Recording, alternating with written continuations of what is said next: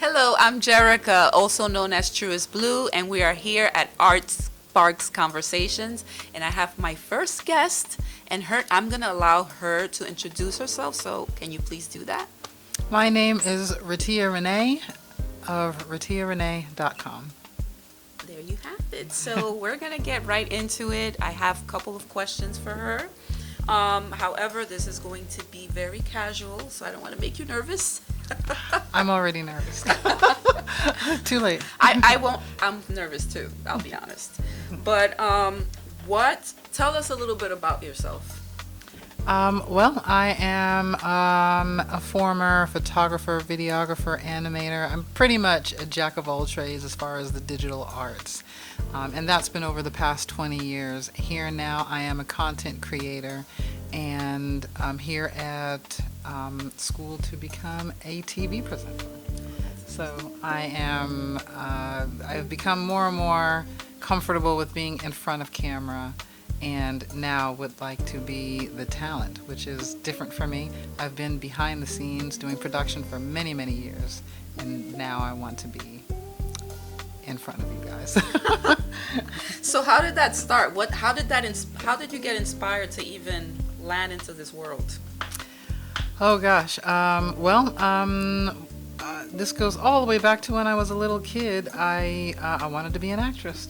I wanted to be on TV and in films, and certainly on stage. I took part in a lot of school plays. People told me that I have talent, but come down to a move from California back to New York, where my mom's side of the family is from, I had a chance to be coached by Tina Satin, who was Denzel Washington's original acting coach in Mount Vernon, New York. He comes from Mount Vernon, New York.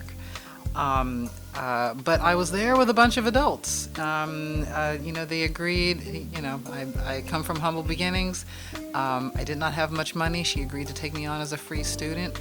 But the minute I started coaching with her, there were just all of these very adult ways to start learning acting, from breathing exercises to movement.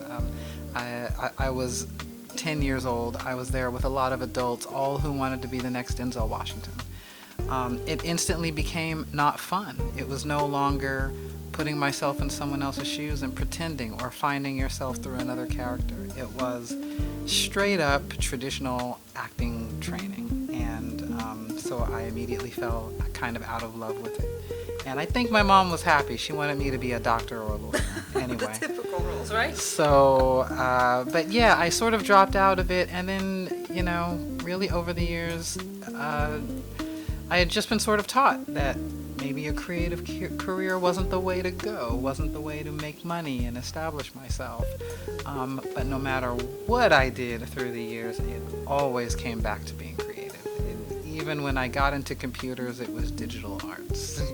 Yes, yeah. So here I am, decades later, finally saying, okay, even with all the tech, that's involved in animation, web design, coding. Yes.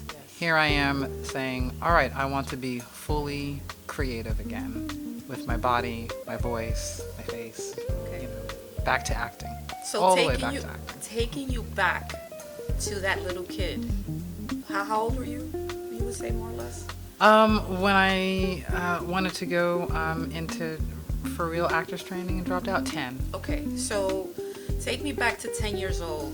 What movies were you watching that you said to yourself, I want to be an actor? Oh, goodness. From the age, I'd say from 7 to 10. Everything. Back to the Future, Die Hard, just about any 80s film.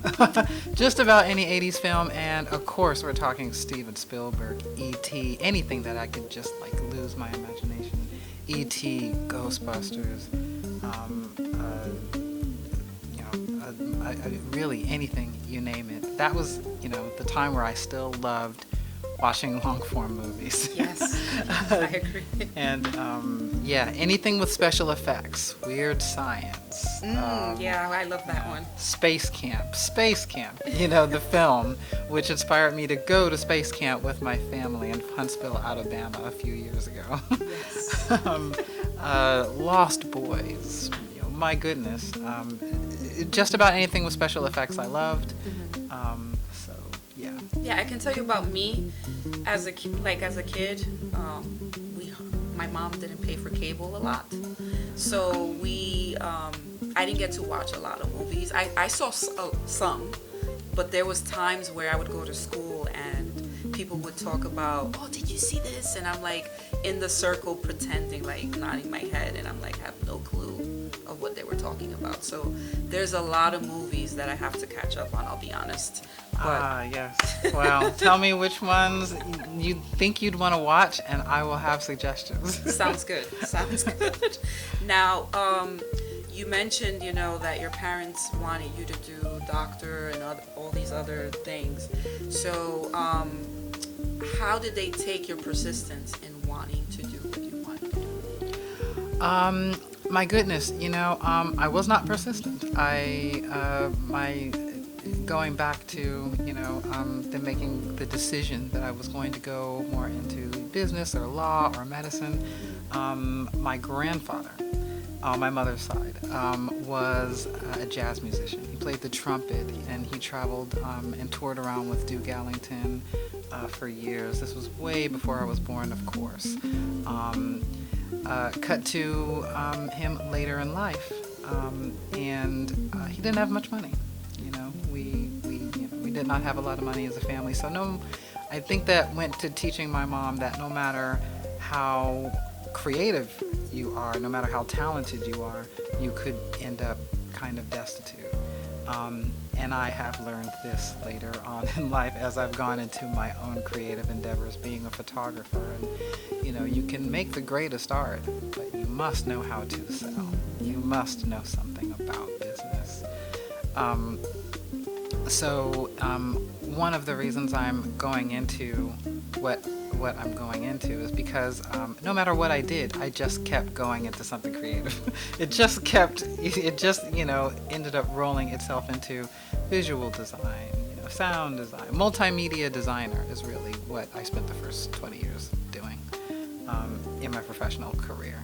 And so I know I'm going to be in a creative career, and now I'm starting to learn how to sell myself, because I realize that if I'm going to be allowed to do what I want to do, I'm going to have to make money. That's the goal. That's the end goal, right? That is the end goal, to support yourself with your craft. Not to necessarily become famous. Only a certain percentage of people, very, very top percentage of people, become famous actors. Which I was going to lead me to that next question. It's like, what was more important to you? Was it I know we go into it with a goal of obviously making money, but if you take the money out of the aspect, like would it be something that you would? Yes, absolutely, and that's part of why I'm going into it. Yes, I do need to make money, and there are certain ways that I'm going to start steering my career so that I will always be able to make money with my creative endeavors. It might not be through acting in front of camera work, but I have so many other skills that are able to make money and that people need. Editing, editing, graphic design, animation. A lot of those I can still keep doing, but I will be acting. I will be acting, and that has to happen. I think I understand at this point in my life that if you don't do what you were meant to do, you will kind of suffer. You will suffer in the weirdest of ways. It can come out in, depression. Maybe the other extreme end is substance abuse and things like that.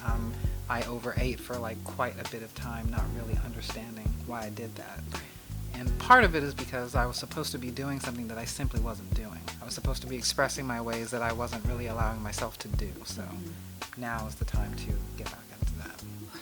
Man, you just said some stuff there that got me a little emotional. Yeah.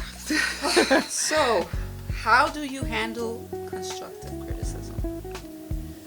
I think I handle it well. Constructive criticism is good.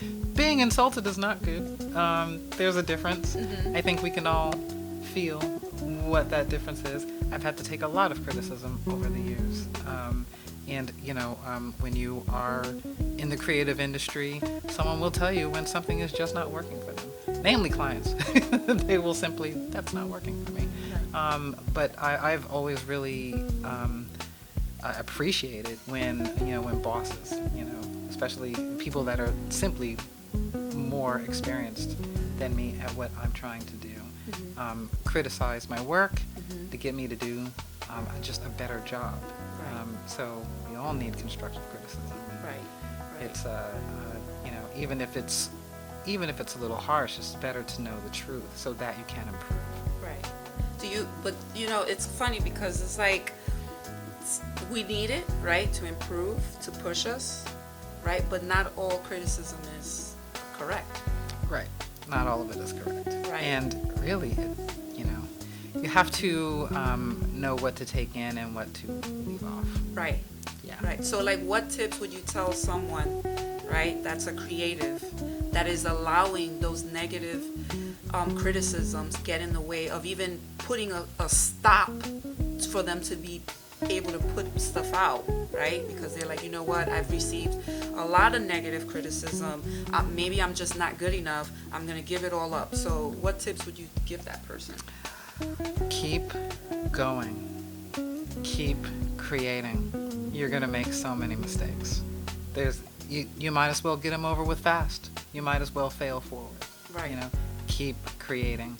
When you first start putting things out there, you're not going to get any attention. Or maybe you will. Maybe you'll get attention and then later on you won't. Keep creating. Take any idea you have, put it out there, try to make it work. You will have a chance to develop it over time. Yes, you might have a strategy between, maybe you don't want to put out something, you did an amateur hour out to the world just yet. Right. But at least get it done. Get it done, even if you keep it, in, a private folder for a little while. Right. Right. Even if you, upload it to somewhere, you don't give anyone the link to where you uploaded it to. Maybe you do that, or you only give the link to someone who can give you constructive criticism so that the next time you put something out, it's a little bit better. Right. You'll know when you're ready to put stuff out there into the world, but keep creating. You honestly cannot stop. You sort of need to be your own cheerleader, in those times where you're not getting good feedback. You have to give yourself the own good feedback of like, look, I'm just going to keep going until I feel good about something I put out and until I get some good feedback. Right. But if you keep on doing it, you will get better and better feedback. There's no choice but to get better when you just keep doing, because you just keep tweaking. Right.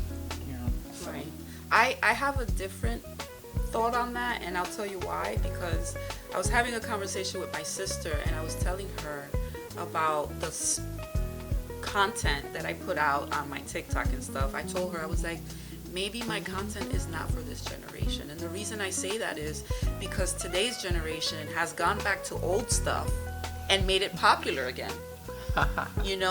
Or they'll dig up videos that, they make popular at our current time. And so for me, it's like, just be ready to accept however the world is going to take it. You might have put a video out for a certain intention and it may have received a different way. I feel like not everything is bad, if that makes sense. Yes. Whether it's negative or positive, it's still being spoken about and being put out there, which is the main goal, right? Right. Well, one of the things one of the things we learned today was that sometimes the information you're putting out is not coming in the right form that's going to be accepted by everyone. You're going to put it out as a video, it really should have been sound. You're going to put it out as sound, it maybe should have been an animation. Right. Maybe you put it out as an animation, it should have been, in written form.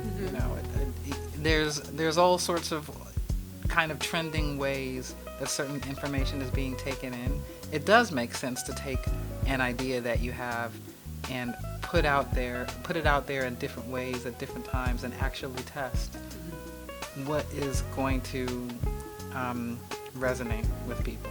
It could be the same thing. It's the same content. You're just putting it out in a different way. Yeah. And you'll sort of know what way you enjoy putting it out, what way is being best received by other people. Right. So that's where all that analytics and stuff come in. And it's that was something I picked up today. Reflections.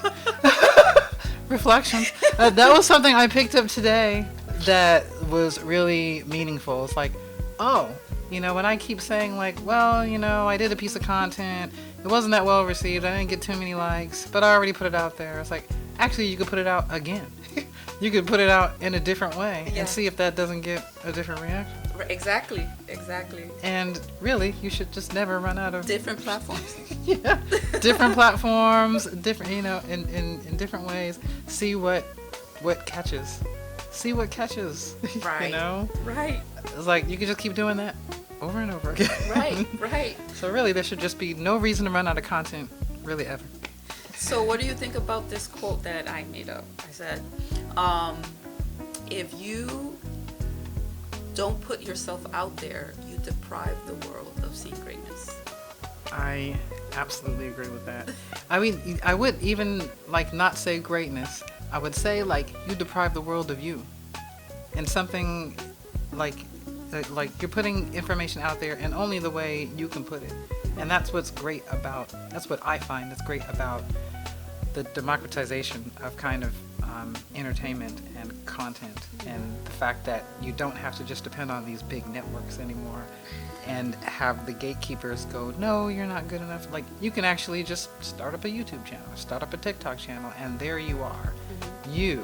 You could be saying something that 50 other people are saying online today, but you're the one saying it. And only you can put it in the way you're going to put it, and only you are going to make that stick in the minds of the people that are going to watch you. Mm-hmm. And maybe they wouldn't have taken that same thing said by another person as seriously. Right. So you're actually helping them. Right. They're there to watch you. Right. So if you're lucky enough to gain an audience, and if you're consistent enough to get an audience and keep it, right, they're going to be watching for you. They don't care what so-and-so said. Right. They want to hear what you have to say. Right. There's a million reviews of the new Marvel film, but someone's checking in to see what you thought of that Marvel film. Mm-hmm. Sure. Because they know what kind of movies you like. And you're like, well, I like the kind of movies that she likes, so I'm going to see what she thinks of the movie. Right. You touched on something that resonated with me, and it was in regards to, talking about mental health, something that I struggle with. I was diagnosed with PTSD, personality disorder, and depression. And how have you managed to keep your mental health in check throughout this process in the creative space? Well, I've definitely had some better days. Some days are good, some days are bad. I've definitely gone through my ups and downs. I've been lucky enough to have worked in my field for a pretty long time. And I've had some successes. I was able to work for some pretty great companies and create some really great stuff. Mm-hmm. And then when I went more entrepreneurial and tried to work for myself as a photographer especially, I ran into problems. I ran into problems trying to wear all hats. I took great photos, but a lot of people can take great photos, and some of them just don't make any money, and so I didn't. So there was a time that I did try to start a business while I was living in England around underwater photography. Yes, underwater photography in England. That was gonna fail. So, and so it did. And when it did, and things just fell through, I was so depressed afterwards. I did not understand how hard that would hit me to really put my time and energy and money into something that would just flop. Honestly, how I managed was that I don't know if I managed it very well, but I did get pregnant.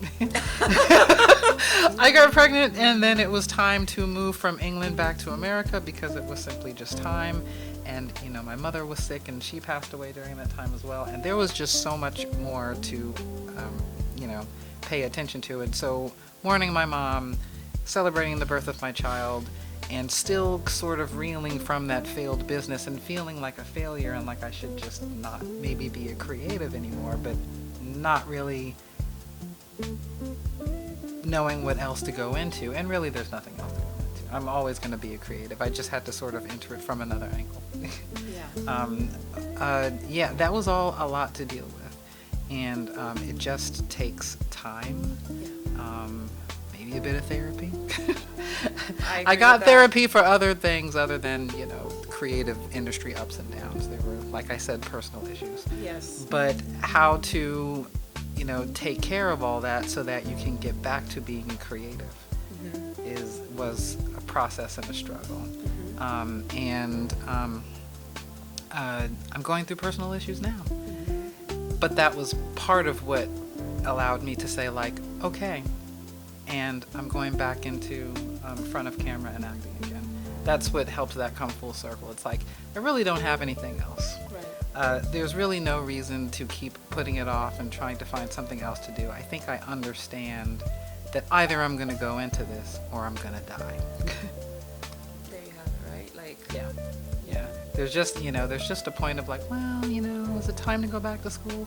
Well, is it time to take that acting class? Yes, it's time to start, auditioning for, the gigs. It's time to feel good in front of the camera. There's no other avenue to go down. right. At some point, life kind of shows you that if you don't start taking the right path, it's just going to start narrowing things. Yes. Next thing you know, you're walking down an alleyway. There are no other directions you can go in. Life just sort of makes that happen for you.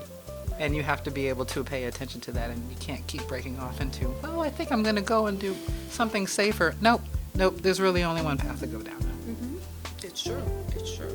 I mean, looking at my history, I should have been long gone a long time ago. And we're taping this at, Suicide Prevention Month. 2 years ago, tried to commit suicide twice. So that's how dark it got. And yet I'm sitting here in front of this camera and I am excited and happy to be here because I've been wanting to do this for a very long time. Yes. Very long time. Yes. And we go through all these processes. Sometimes things are not clear at the moment, but we just got to keep pushing, right? Maintain that discipline that a lot of people talk about. Is sometimes discipline is the only thing that's going to carry you through, because there's moments we're not going to want to do things at all. Like, we're just going to want to just stay in bed or whatever, So it's important. Therapy is important. It is important. And, life taught you too. Through those dark moments. You have very dark moments. You knew, okay, there's only one way to go now. Because that's your clue. Right.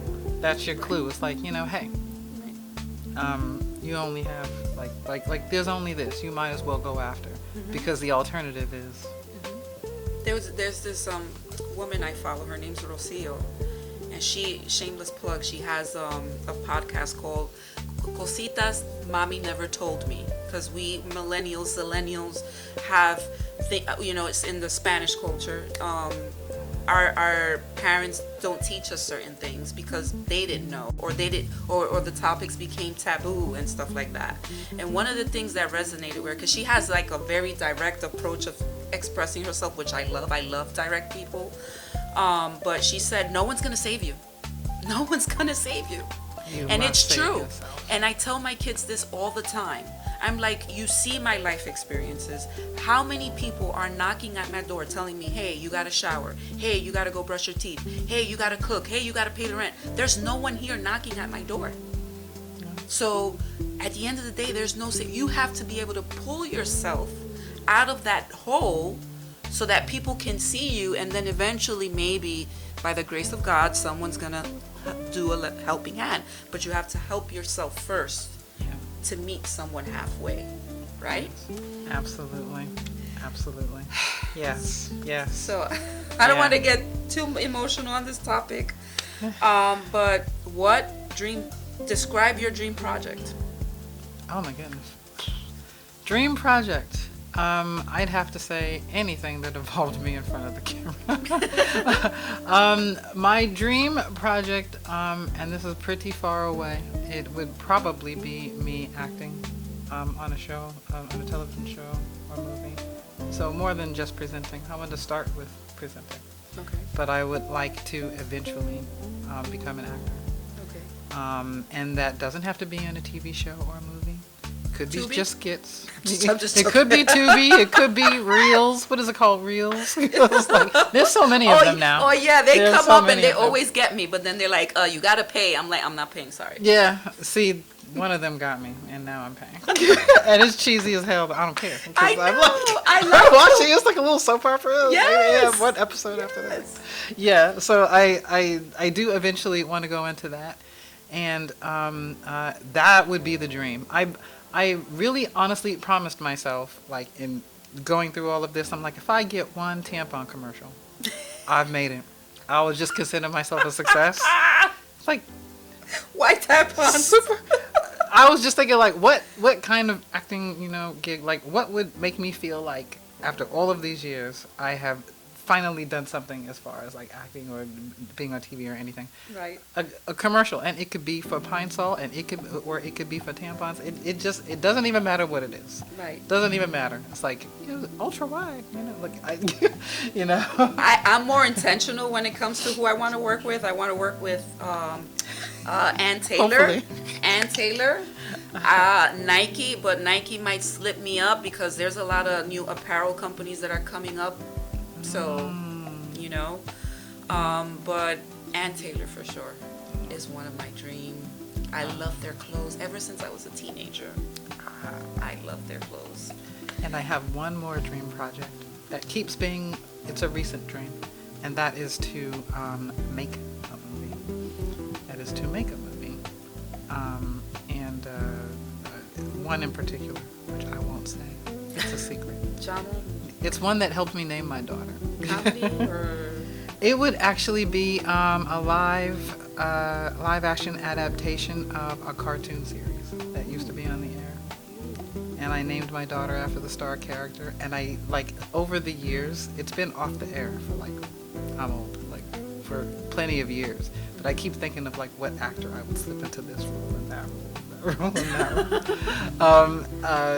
I may not make that movie, but I would like to get to the point of somehow producing my own film. You are or a producer films. already. You are. You gotta talk like you're already in it. That's a conversation that I was having this morning with Anel. We are what we are already, even though we're in school. But so I'm already there. yeah, I'm already seeing how I could piece together. yeah. Now, putting together a film is quite an endeavor. I do have a film. I do have a friend who is a film director, and knowing what he goes through to put together a decent film, especially on a smaller budget, is pretty crazy. But I'm hoping with my education as I move up in the media industry, Yeah. that I will eventually get all the moving parts. Right. It will solidify themselves in my head, and then one day it will be possible to make an independent film, maybe even a bigger film. Right. So that's a long, far away dream, Yeah. but yeah. Sooner than later. I'm already I'm doing the first interview by all means because she's gonna be busy and she's gonna be traveling, and then I won't, she's gonna be like, how much are you gonna pay me for this interview and stuff like that. And I'm not there yet. I don't even have sponsors for this platform yet. But I know I'll get there Sponsors, too. contact her. Yes, please. Because this is what I want to live off. I really do.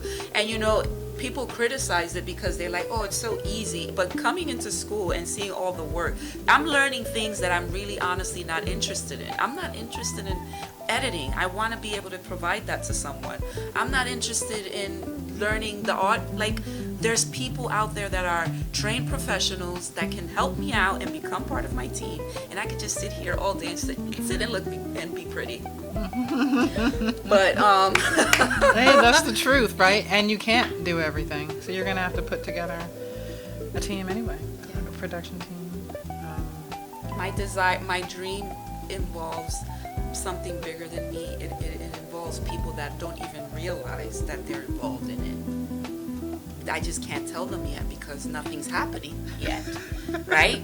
So when it starts happening, then I talked about the Ann Taylor thing, and I was messaging this girl, and she's a content creator. She does it with her family, her child, whatever. And I told her, I was like, because she likes Ann Taylor too, and she wants to work with Ann Taylor too. And I told her, I was like, oh yeah, one day we're gonna work together. And I'm pretty sure she was like, this girl is crazy. And after that, stopped talking to me. Like we stopped communicating in the same way that we used to. But I said that with pure intention and belief and faith that it can happen. Because growing up, watching a lot of these celebrities, they repeat the same things in regards to it being attainable and just believing in yourself, and people yet don't grasp the concept of the words that they are saying. Yes. And they don't believe. Yeah, you have to speak positively. Yes. You have to speak these things into existence. It's part of manifesting. I mean, I don't want to get too foo-foo on here, but you speak things into existence. And of course you think and you feel things into existence. I'd have to say that my ability to be able to do that is probably what has carried me the most over the years. Coming from where I come from, my background, looking at my family, where we all come from, I'd have to say that I was probably the most creative because I was probably the most imaginative. I've always dreamt of being more than what was right in front of me. I can see it. Not everybody can see it. We're here now with a bunch of people that can. And they're here to bring what is in here out into the world. Yeah. And I don't think that we fully appreciate the fact that a lot of people cannot. They can't even think up a story, let alone tell it. Right. But we here, we know of what can be created, what we'd at least like to create. We're here as part of our education to learn how to create it. Yes. And how to make that consumable for Yes. other people. Yes. Through social media and film and sound. And there are some things that can only be expressed. A new Graphics found of and respect sound. too for especially you, because you have experience being behind cameras, right? Yes. And so knowing everything it involves and entails in regards to having that because to me that's a talent. To be able to listen to something is a talent that I am trying to work and acquire, because the other flip side of that is that there's nothing that we can put our minds to that we could succeed. Like, so and I'm probably not wording it correctly, and I get this from the Bible, which is very controversial for people because they don't believe in it, but it's been written that we can achieve anything we set our minds to. Yes. And so it's kind of losing my train of thought a little bit because I'm so passionate about that part. But yeah, I lost my train of thought. No, but what you said is true. We really can accomplish anything we can put our minds to. Yeah. And I find myself getting frustrated, but then feeling a bit sad for the people that don't know that they Right. can literally create their own reality. Yes. And you don't always know it all of the time. There was definitely a time where I didn't think that I would be here now. And there have been a couple things that happened in the past, like, couple of years that let me know that, like, oh no, not only like not only can this happen, but this has already happened. Mm. Very weird to, that's that whole manifestation thing. Again, I don't want to like foo-foo you guys out, but it's like, oh, it's already done. I just need to do the steps. Right? Yeah. It's like, when things click, they click. It's like, oh, this was, it's really as simple as making up your mind. It's like, oh, I want to act and be in front of camera. I think for years I didn't think that could happen. Right. And then one day you realize, oh, yeah. I'm already doing it. Yeah. It's like, yeah, this was like this is going to happen. This has already kind of happened in my mind. Right. You Right. just need to take the steps to do it. Yes, I get it. It's like, totally get it's it. just these simple steps, I mean, some tasks can be so daunting at first, and then you realize, one day you just wake up, you're like, oh, I just need to, like, boom, boom, boom, Yeah. So. Yeah, it's true.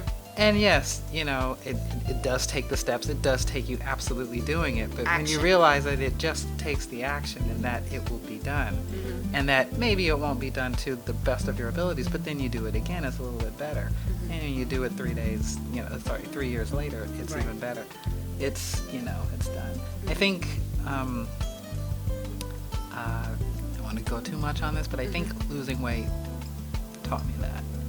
It was kind of like, one day I looked up and I was at my goal weight. I was like, I never thought I could look like this. It was kind of miraculous when I thought about it, the way I looked, 120 pounds ago versus now. I'm like, if that happened, then anything can happen. Sorry for the cursing. It's like, anything could happen. It's like, I could become a movie star. Maybe I won't. Chances are not probable, but they are possible. And if something is possible, and you make up your mind that it's going to happen, it probably just will. I usually have a lot of revelations after I work out, put myself through a strenuous workout, but what I always talk about, exercising, weight loss. I was 225 pounds. That was the heaviest I was. And in the beginning of the pandemic, I literally sat in front of a mirror. I have a picture. And I said to myself, okay, you've been saying you want to lose weight. It's either you do it or you don't do it. And I'm like, you're going to do it. And I started training with one girl virtually because she started to create her own program. And then I found another one from Jersey. Her name's Taishay, by the way. She is amazing. And we were training at 5:30 in the morning via Zoom. Now, you think about that concept for a moment. Like, who was waking me up to click on these buttons so that I can show her on my screen and do this workout? No one.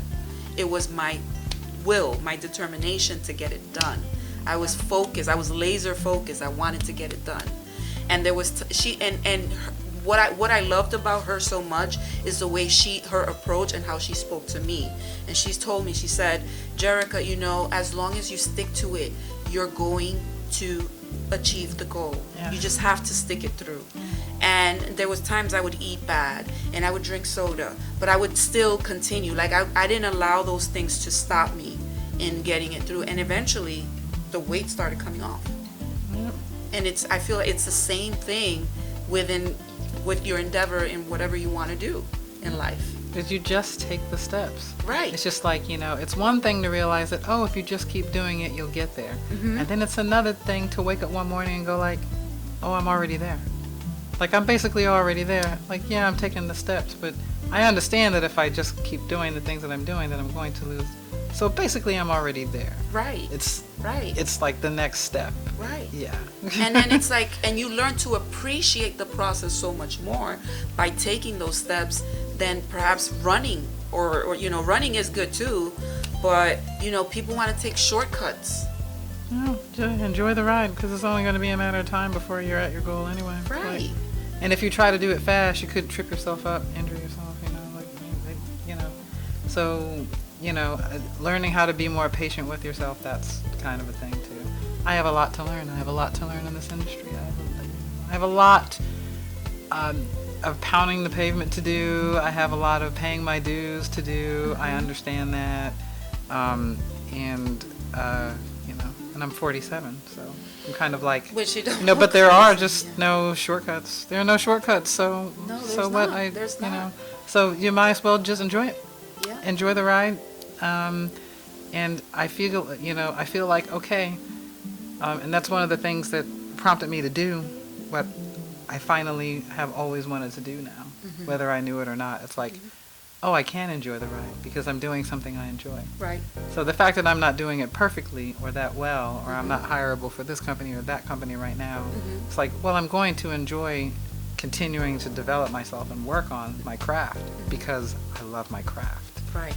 And that's when you know that you should just always be doing what you love doing. Because Why it's be going to miserable? get you past those. Yes, you can't be miserable and still expect to be a success. Right. Well, all right, so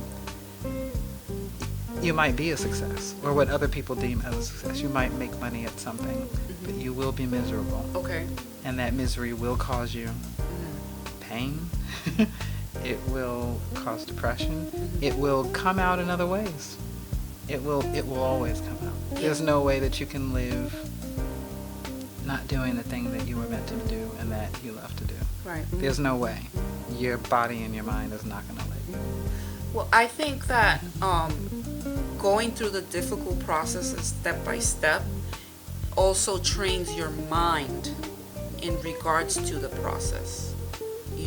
Making sure that you're aware, self-aware of everything around you and learning to process the emotions and accepting them for what they are. So if you're angry, yes, I'm angry right now. I'm going to process this. If I feel like crying, countless of times that I've cried. I was crying actually in class. I was crying when in Danny's class.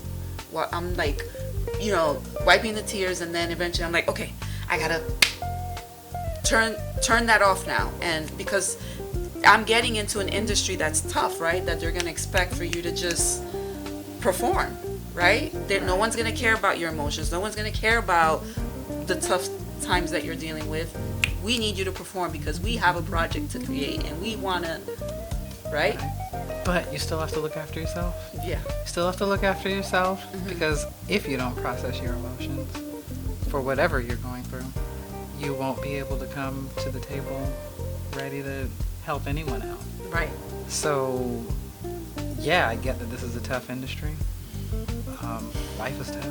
You still got to do what you got to do, but you got to take care of yourself as well. Yes. And if you don't have that balance, you're not going anywhere anyway. Yes.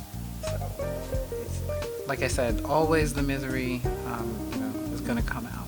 Yes. If you're, and it takes time to figure out. It took a lot of time, many years. My goodness, it took many years to get to the point where it was just like, yeah, as improbable as me or anyone else thinks this is, I'm gonna go into do in front of cameras because I had seen some miracles. I had seen me be able to achieve some things that, like, at some point I just didn't think I was able to achieve, and I'm like, well, if that can happen, Right. if that can happen, why, but thank God I was able to see those things and experience those things and go, well, all right. How did your circle of friends take the news of you? Like, oh, hey, I'm gonna go to school and this is what I'm gonna do. I will say that it took a long period of not having many friends to sort of bring about this phase of my life. I went into stay-at-home momdom and went through the pandemic and just didn't have many friends. We had just moved to Florida, and I wasn't really finding my tribe once we moved up north to St. Petersburg, as much as I love the town. And when you're a mom of a young baby or kid, you're spending a whole lot less time with people anyway. Yeah. And I wasn't the kind of mom that made friends with lots of other moms. Okay. So basically I was just kind of alone for like a bit, but it gave me plenty of time to think and process. Part of why I wasn't making friends, part of why I wasn't really putting myself out there is because I really wasn't my authentic self. I really did not know that for a very long time. I was holding a lot of things in. And it wasn't until I started making some big changes in my life, and opening up in other ways, that I was comfortable then making friends with people that I had something in common with. Because you're naturally going to let those people in when you have that to share. Yeah. Your authentic self. Yes. So yeah, that was another thing that made me say, I need to keep going on this path. This is me. Right. So I've got to be me. Right. And it's funny how I didn't know before that I was kind of sort of putting myself into another space that maybe I didn't belong in, when I really needed to be over here doing exactly what I'm doing now. You sound like me, like in regards to that. I can totally wholeheartedly relate to that right now. Because even like when you start becoming your true authentic self, it looks weird to other people. Now they think you're acting. It's like, nope, I'm being who I really am. It's just you're not used to that. Yeah. I did have the, I'm a sucker for a fresh start. I did have the ability to sort of, I was kind of alone when I started making my transition. I made sure that the new friends I made during this transition were people that I resonated with, because I was starting to know what it felt like to do that, Right. to be able to do that. Right. So I was fortunate in that way.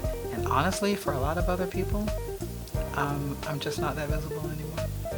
I have a new Facebook page and everything. I'm one of those people with another whole Facebook account that I eventually started using the new one instead of the old one, because the new friends I was making, I was resonating more with than the old one. So on the old one is, of course, the family members that can only see you one way. Right. So I have all those people on one account. Then on my new account, and I have brought some people from the old account over to the new account. You have the select few. Yeah. And I'm like, hey, this is where I am now. And I've had some people say like, oh, you have like another Facebook. It's like, you're going for something completely different. And I'm like, yeah, well, other family members and old colleagues are on the other one. They're like, yeah, I get it. I did something completely different. get I it. went to a whole nother platform. I said, I'm going to TikTok. It's a clean canvas. Whoever really wants to follow me and engage with me and see me for me is going to follow me here. Because in Instagram, like, yeah, people watch my stories. Yeah, I get some nice people to say a couple of things. But it's not the same as what I'm looking for in regards to what I'm putting out. And so I decided I'm going to go to TikTok.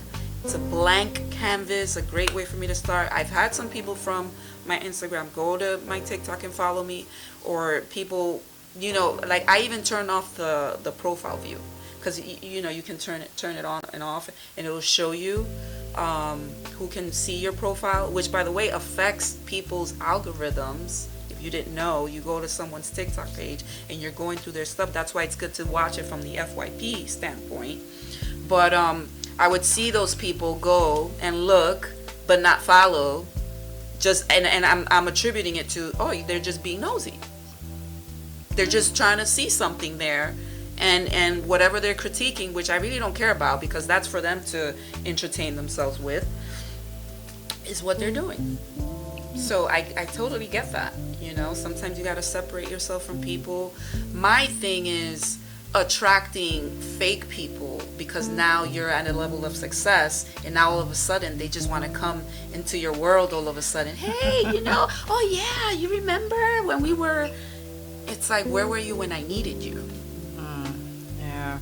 I've come to, I think, a place of forgiveness for a bit of that. Yes. One, because there weren't a whole lot of people that I was letting in, and because two, I realized I was awkward back then too. Yeah. And two, gosh, why else? For instance, like a lot of the people were like, oh, you wouldn't hang out with me when I was fat, so why would I let you in my life when I was, now that I'm not? Right. Maybe you were embarrassed of me before, blah, blah, blah, blah. And the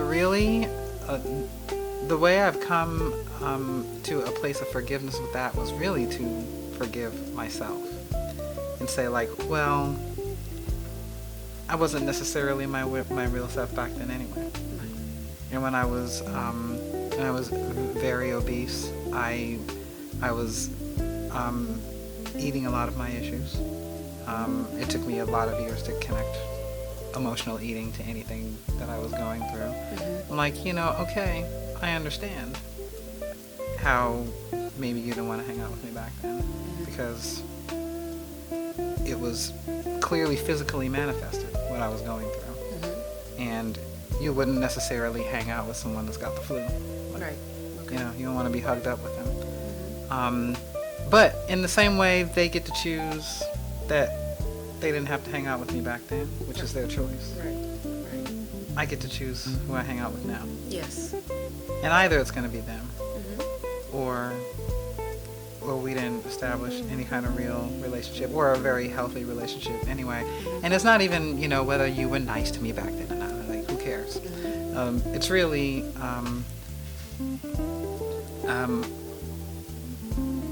what kind of relationship do I want to have with you now? What are you going to add to my life? Exactly. Yep. What are you going to add to my life by me knowing you? If it's nothing, then then we don't have to hang out. Yeah, because you kind of like during your process, you're outgrowing certain things that people may not be outgrowing themselves.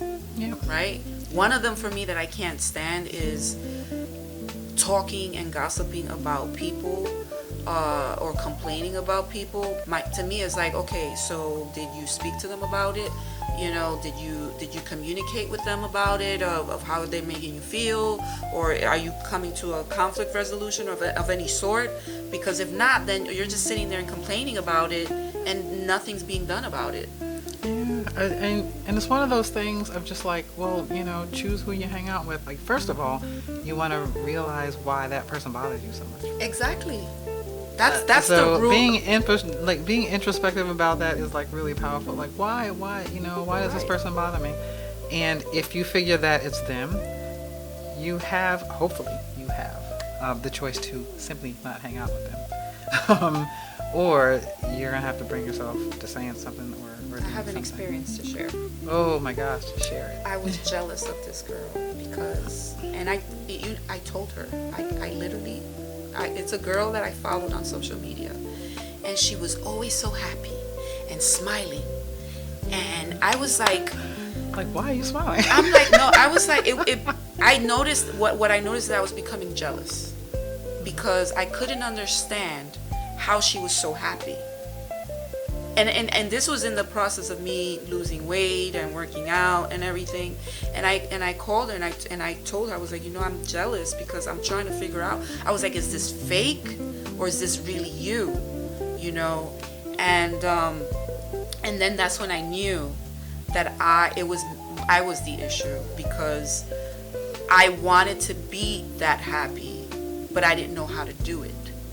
And so I had to do the work myself in order to figure out why I was being jealous of her. Because she's just showing up as her authentic self. That's all she's doing. And so I felt bad that I told her that I was jealous, but I also felt good, because sometimes, which is why I recommend talk therapy, is because you start talking all these things that you hold inside, and when you hear them, you hear the good and the bad.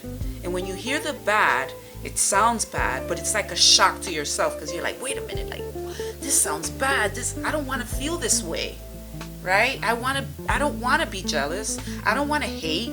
I don't want to, I want to be a good person overall. That's my goal, and be able to live comfortably and just be and truly be happy. That's all I want. Right. And we all want those things, really. Right. Well, hopefully we do. Yeah. I have a question about some people. I have a question about whether they want to be happy or miserable, because some people seem like they like to complain. Yes. But yeah, no, being able to be introspective is really powerful. Like, why do you hate that pretty girl? Do you wish that you were as pretty as her? Right. You could be if you picked yourself up, and why do you hate that skinny girl? Would you rather be that than fat? Why do you hate that rich person? Mm-hmm. Would you also like to have some money? Mm-hmm. So many people will never really be able to go inside themselves and see why why they're hating. And if you're able to do that, it's like half the battle won. Then you do have to do the work to say, like, okay, I would like to think that I am not a super jealous person, because I've sort of always had that knack of going like, well, do I just want what they have? With some things it was harder than others. And I've always had a big imagination, which I could always quite imagine myself having what I wanted. And that's usually been enough to sort of like ward off pretty dark feelings. But I'm the happy schmappy one. I had someone complain like a few weeks ago. They were like, it's always smiling. And I know I look corny when I'm smiling all the time. But I know I look corny. You look beautiful. But actually. the fact is, it's like, oh, well, I'm happy. Like, I'm sorry you're not happy. And I was telling the this smile. woman, she sent me some pictures yesterday, but we were doing this, taking broadcast, right? It's broadcast class. And she was standing in front of the camera. And you wear highlighter sometimes, do you, or no? Sometimes when I'm wearing makeup. Okay, but I don't think she was wearing highlighter, but I saw this glow that instantly I was like, let me grab your phone. I want to, and then I don't think I was able to capture that moment because he had taken the thing off, whatever. But I recorded you anyway. But it was just a particular shot. It was the green behind you, and your face just glowed, and I just envisioned you as, what we call these celebrities out. You know what I'm saying? Like, because everyone's normal. To me, everyone's normal. I don't idolize anyone. But still, I saw you in the camera, and I was like, wow, like, she looks so beautiful. She's ready right now to be out there, I'm ready to be out there, even if I don't always have that glow, even if and that's kind of the difference between then and now. And I've been working on myself being in front of the camera more and more, taking more selfies. I'm the selfie queen. I may not be as good as Kim Kardashian is at it, but I'm like the #1 advocate of taking selfies from now until the end of time. I think everyone's best photographer is themselves. It's true. Everyone's best photographer is themselves. Well, my son is really good, but and my daughter too. That picture that I showed you. Which one? The one with the green dress that you were like, is that you? With that had these clip-ins.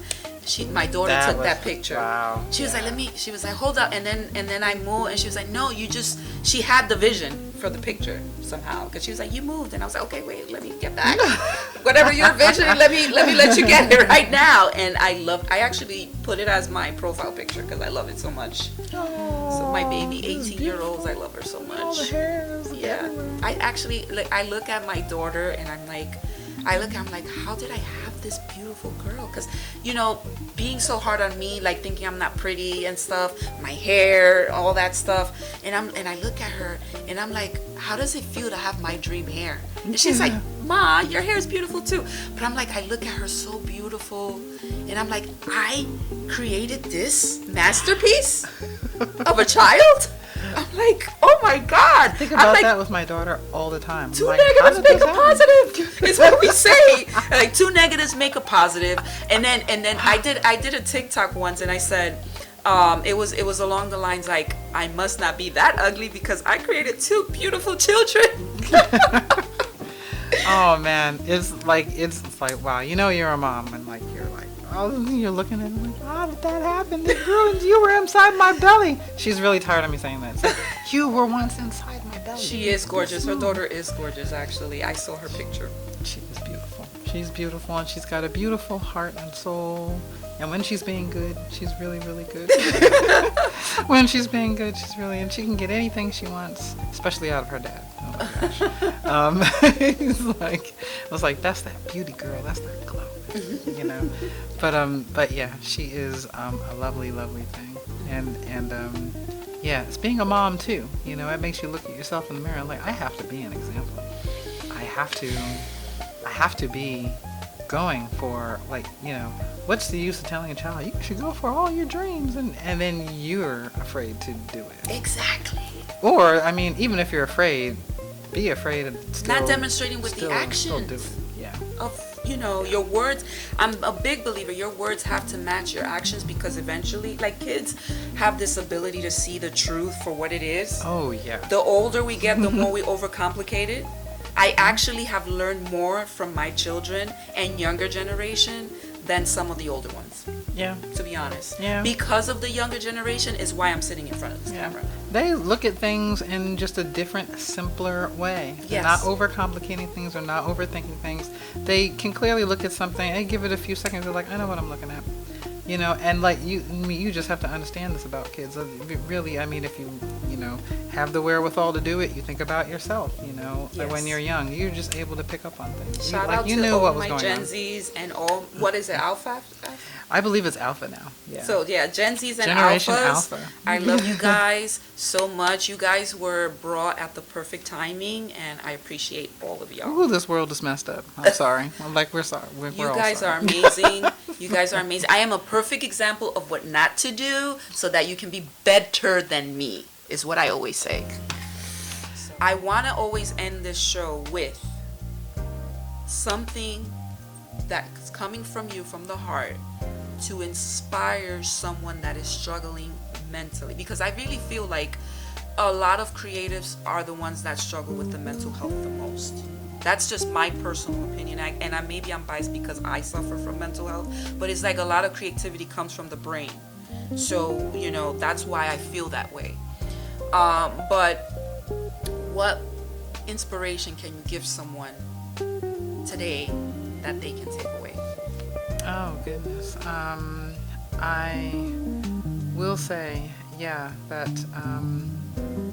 especially for creative people, you must create. You must create. Don't keep yourself from doing it, and let go of perfection. Let go of perfection. Stop comparing yourself, especially to celebrities. Oh, you won't be as good as actors as them. Oh, you won't be as good looking as them. Oh, who cares? Do your own thing.